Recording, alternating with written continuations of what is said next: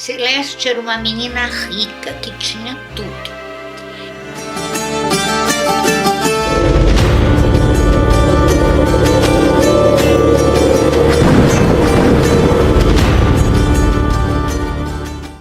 Ela nasceu na década de 1940, faz muito tempo. Mas ela era caçula de 7 irmãs, uma família muito grande e rica aqui em São Paulo. Então, a Celeste cresceu mimada, ela era caçula, era queridinha, as irmãs eram bem mais velhas, entendeu? E ela se achava assim o máximo, né? Bonita, bem vestida, privilegiada.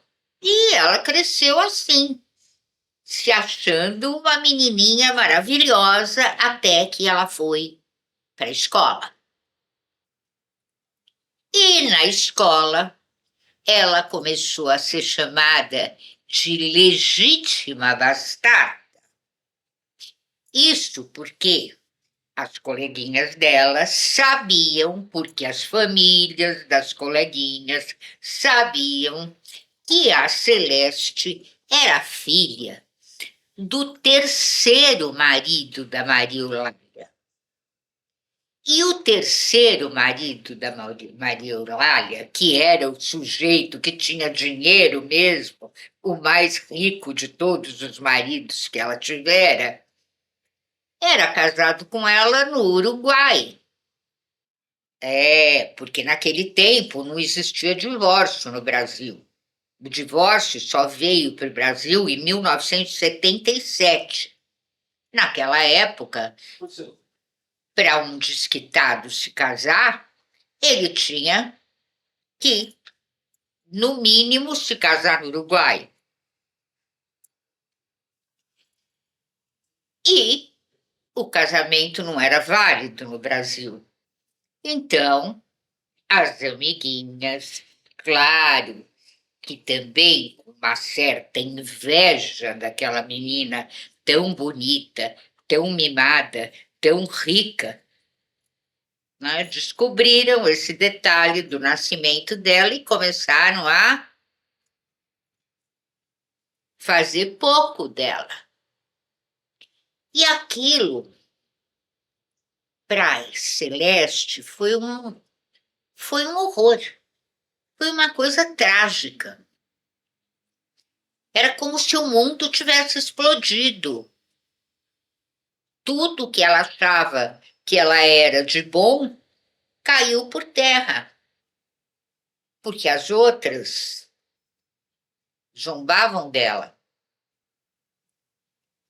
E ela não se conformava. Chegou em casa um dia chorando, desesperada.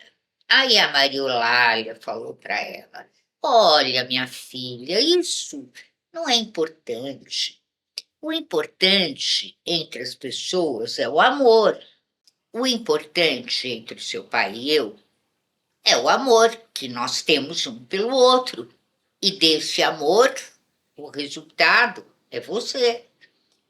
Agora, se nós somos casados aqui no Brasil, no Uruguai, tanto faz.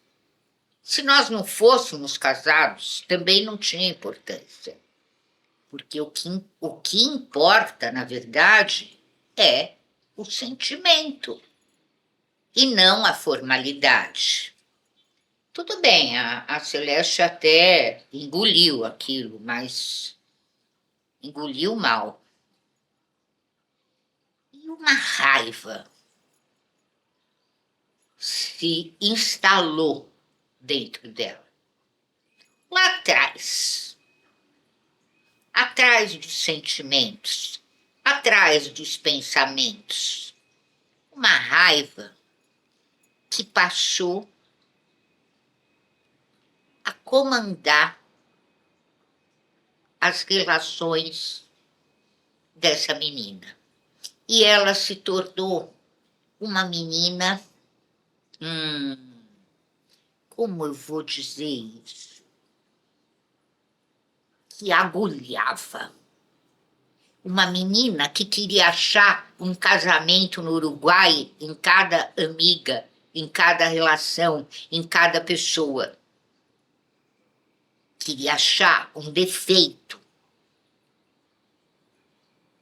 uma coisa para alfinetar, uma coisa para magoar. Como ela tinha sido magoada por aquela história de bullying, que naquele tempo não chamava bullying, mas existia na escola, né? E ela cresceu assim, a rainha da alfinetada, né? Ela pegava assim o defeitinho de cada um, ia lá e cal, alfinetava, bem na ferida. Mas ela também era uma menina assim, à frente do tempo dela. Ela era muito estudiosa, ela lia muito, ela era muito bem informada. E ela não queria para ela, para a vida dela, aquele destino que ela via que as suas irmãs estavam caminhando para e algumas já estavam nele, que era casar, ser dona de casa, ter um monte de bebês, criar os bebês, né, virar uma matrona. Só. Não. A Celeste queria muito mais. A Celeste queria ter um papel maior do que o de mãe e esposa na sociedade. A Celeste queria ser alguém. Queria trabalhar, queria ter uma profissão, queria estudar, queria ir para a universidade, que na época que ela era jovem, mulher na universidade ainda era exceção, não é como hoje, né? Que as mulheres são maioria em muitos cursos universitários. Mas não era assim. Elas eram absoluta minoria. E um dia ela estava falando sobre tudo isso na mesa do jantar. As famílias naquele tempo jantavam todas em volta da mesa, reunidas, né? Não tinha televisão, nem internet, nem celular. E ela começou a falar do que ela queria da vida e disse que queria trabalhar. Aí o pai perdeu a paciência. Falou: olha, minha filha, você quer coisas que são coisas para homens, não coisas para mulheres. Mas, mesmo assim, como hoje em dia as mulheres estão mudando realmente de papel, eu até concordo que você vá trabalhar. Só que filha minha não vai responder anúncio classificado de Estadão, não. Eu vou te arrumar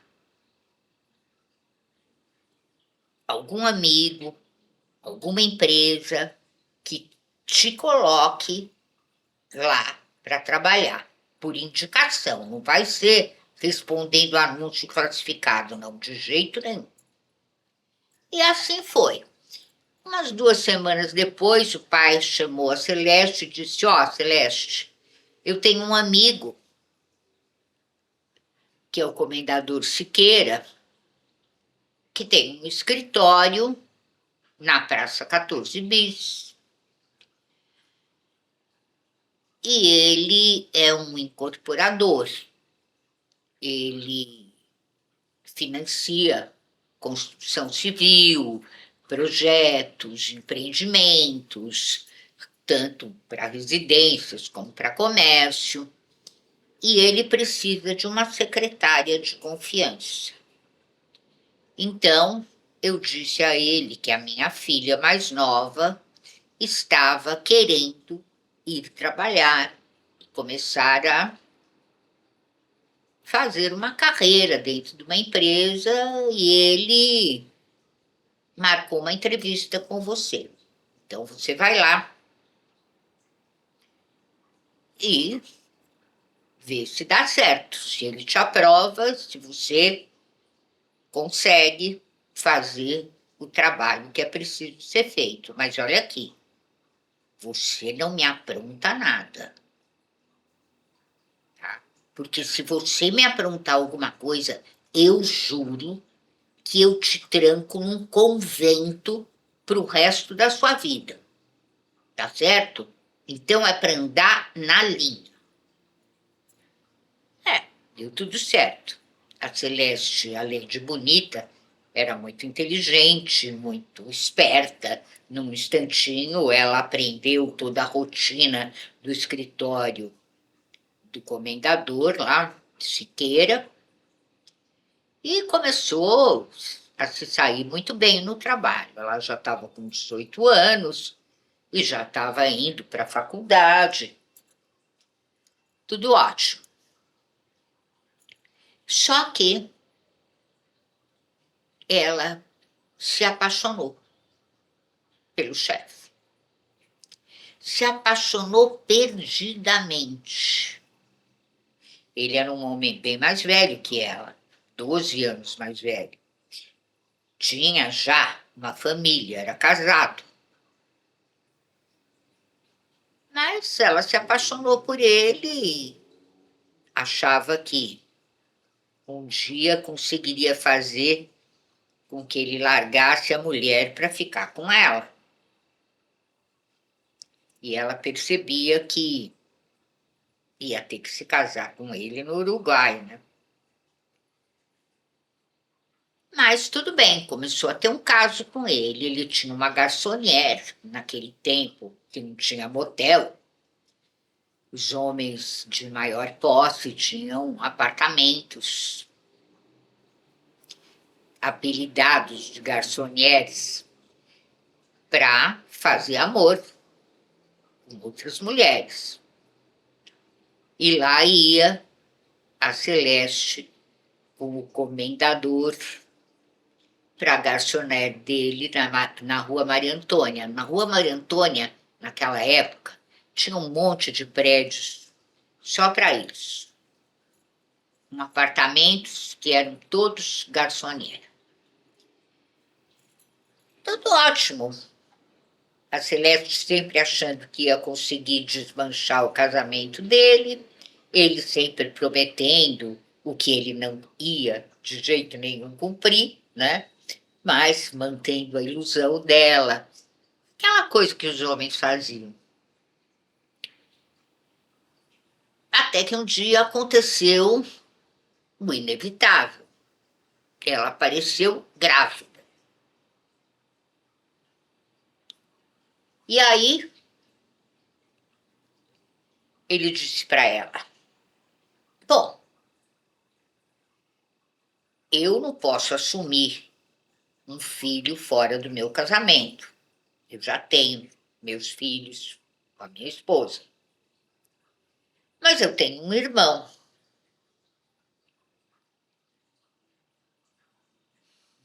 O comendador Siqueira se chamava Alfredo Siqueira. E o irmão dele se chamava Ernesto Siqueira. E ele disse ao Alfredo: olha, Celeste, o único jeito é você casar com meu irmão. E para ele topar isso, eu vou fazer o que ele quer. Ele quer ter uma loja de fotografia lá em Ribeirão Preto, que é a cidade onde nós nascemos e onde ele mora até hoje. Ele é meu irmão mais novo, ele é solteiro, mas ele quer porque quer ter uma loja de fotografia. E ele não tem capital para montar essa loja. Então eu vou fazer um negócio com ele. Eu digo: olha, você casa com a Celeste e eu monto a sua loja de fotografia. A Celeste ficou desesperada, grávida de um homem casado, no meio dos anos 50, em São Paulo, uma sociedade intolerante, ia ter que se casar com um sujeito que ela nunca nem tinha visto na vida. Mas realmente não tinha muita saída. Foi isso que aconteceu. O Ernesto veio para São Paulo, conheceu a Celeste, forjaram ali uma paixão, um namoro rápido, né? Porque o tempo corria, não? Só 9 meses. E se casaram. E ela foi morar com ele em Ribeirão Preto. E os anos foram passando. Eles tiveram 4 filhos e prosperaram. Fotografia era um negócio que crescia. No interior de São Paulo, muito bom.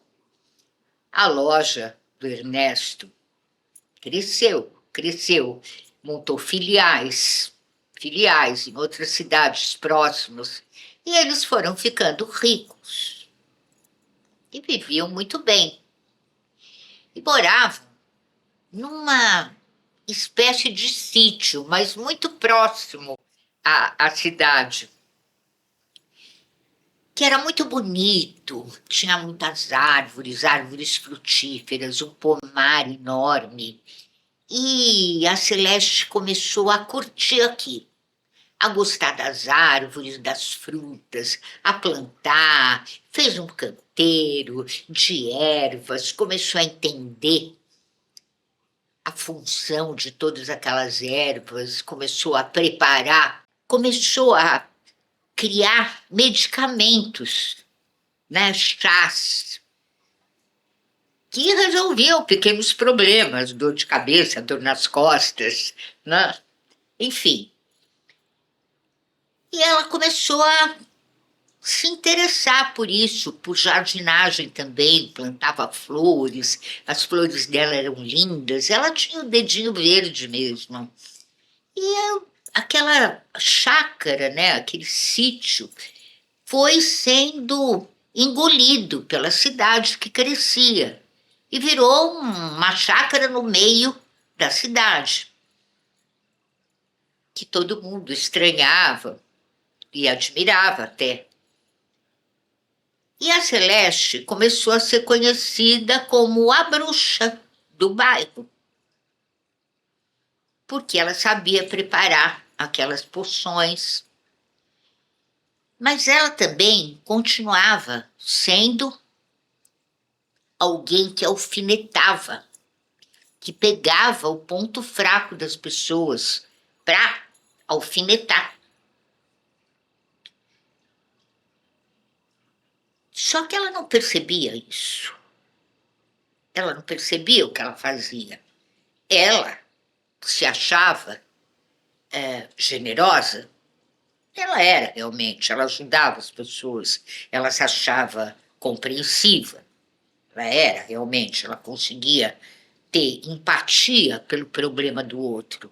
As amigas chegavam, contavam um problema, contavam uma coisa, ela sempre tinha uma solução, ela sempre tinha um caminho para apontar. Então era uma coisa contraditória, porque ao mesmo tempo que ela fazia bem para as pessoas, ela continuava alfinetando, porque dentro dela tinha aquela velha história do pai e da mãe e da legítima bastarda, como ela era chamada na escola. E era aquilo que fazia com que ela alfinetasse os outros. O tempo passou, os filhos cresceram, cada um foi para o seu lado, para a sua vida, sua própria vida, casaram, o outro foi para o exterior, o outro foi trabalhar não sei aonde, e ficaram os dois, o Ernesto e a Celeste, sozinhos naquele baita sítio.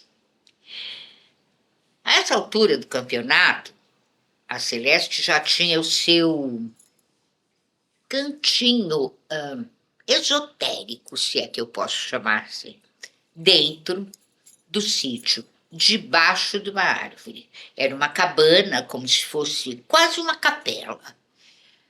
com muitos prismas pendurados nas janelas que produziam arco-íris, muito incenso, muitas pedras, né?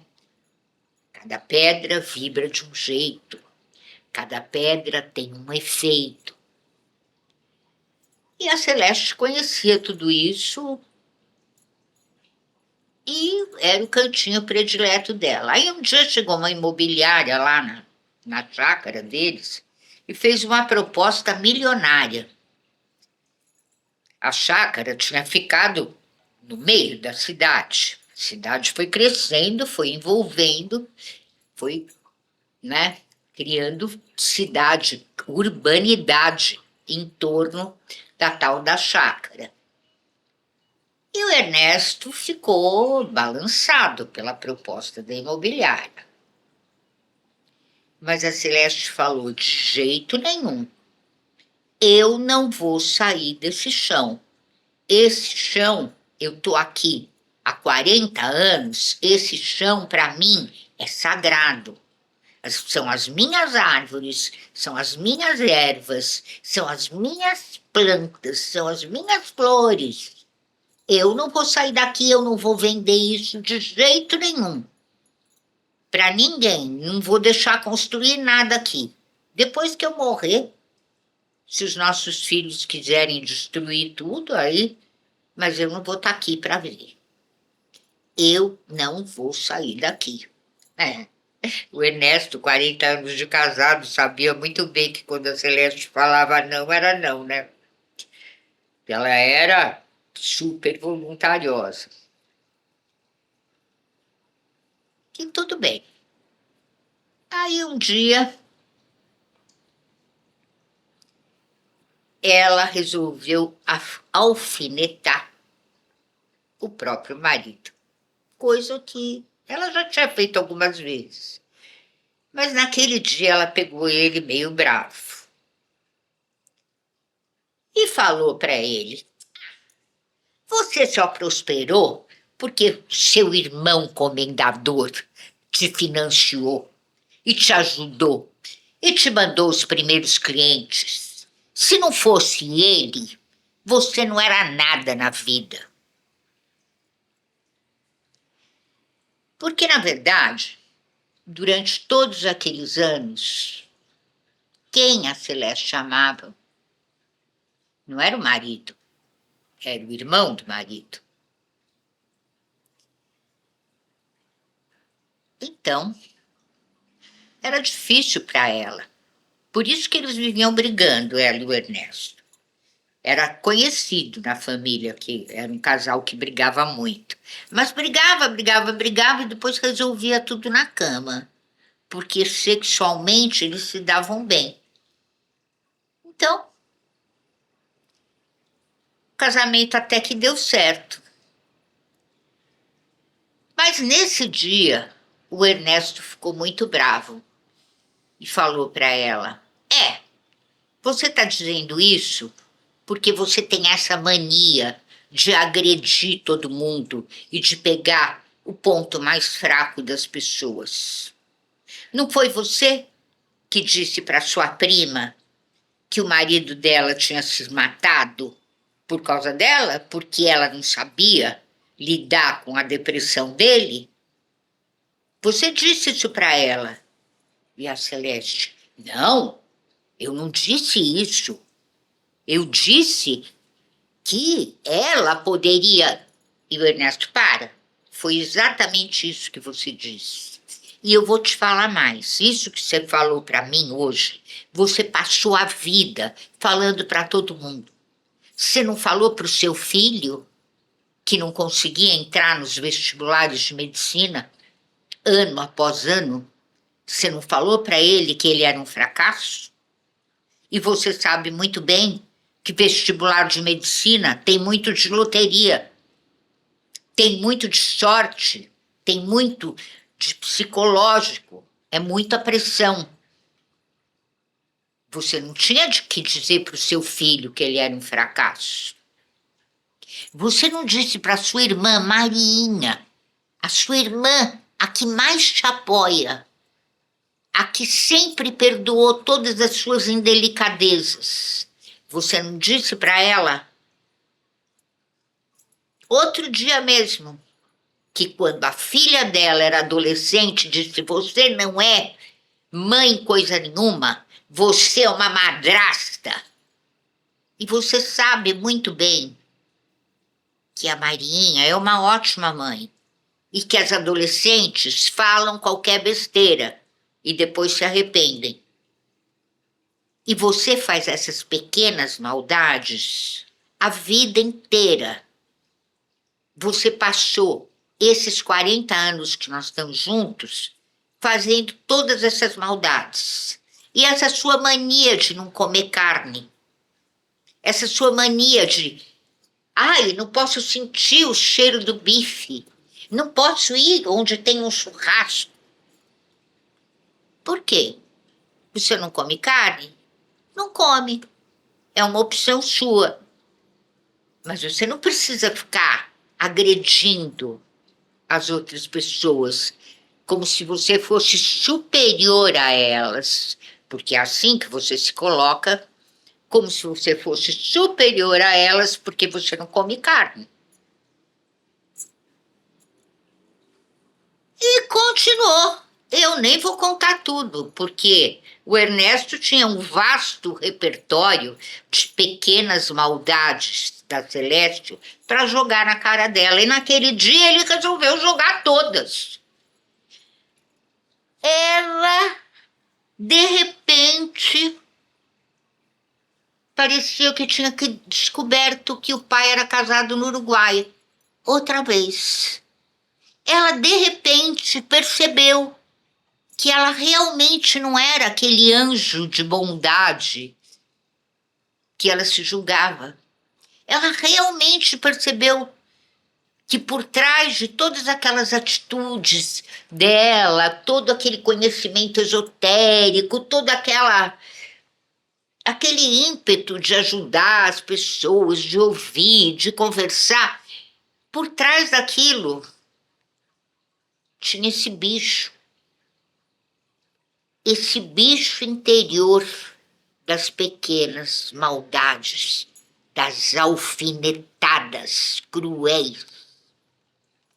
Ela se trancou lá na cabana dela, chorando, desesperada, porque era como se de repente ela entendesse quem realmente era ela. E passou o resto do dia ali, pensando, e pedindo à deusa que a inspirasse, que a fizesse mudar, que a fizesse superar esse bicho maldoso que vivia dentro dela.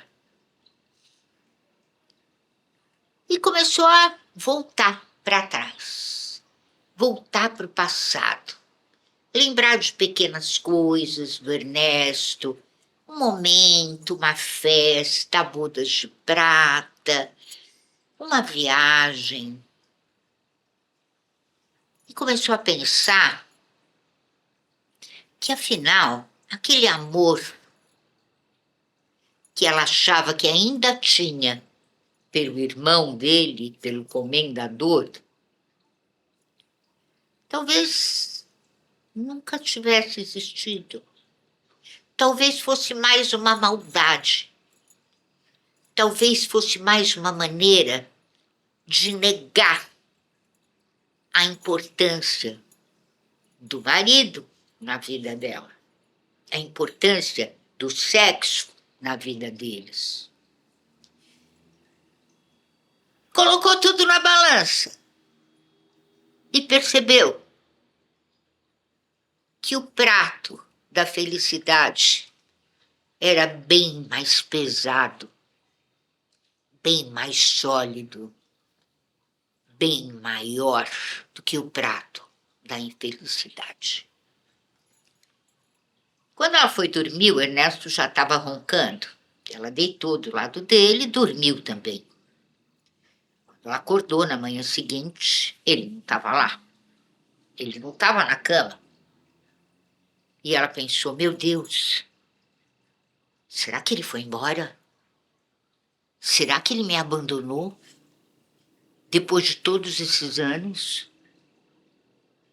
E ficou desesperada, porque ela sabia, ela já tinha percebido que era ele que ela amava, que não dava para viver sem ele. E agora, se ele tivesse ido embora? E se ele tivesse realmente sentido desse lado mal dela? Ela botou um roupão, pulou para fora da cama e saiu correndo. Mas ele estava lá. Ele estava no terraço da casa que dava para uma rua bem movimentada até. Meio escondido pelas árvores, que tinha muitas árvores, como eu já disse, no sítio, na chácara deles. Mas ele estava lá no terraço, sentadinho na mesa, tomando seu belo café da manhã, sossegado, com o jornal aberto. Ela chegou, parou, olhou bem para os olhos dele e disse: Ernesto, sabe de uma coisa? Eu te amo. E aí, todas as pessoas que passavam pela calçada naquele momento se surpreenderam a ver dois velhinhos, um casal de velhos, ele de pijamas, ela de camisola e roupão, num beijo apaixonado na manhã barulhenta. Esse é o seu programa As Bruxas, todas as terças, aqui na sua TV Paradise, às 8 da noite. E eu sou Isabel Fonte Vasconcelos Caetano. Também sou escritora, graças a Deus, tenho 24 livros publicados e estou sempre aqui com você, te contando alguma história de alguma bruxa, de ontem, de hoje e de sempre poderosa. Então, até a próxima!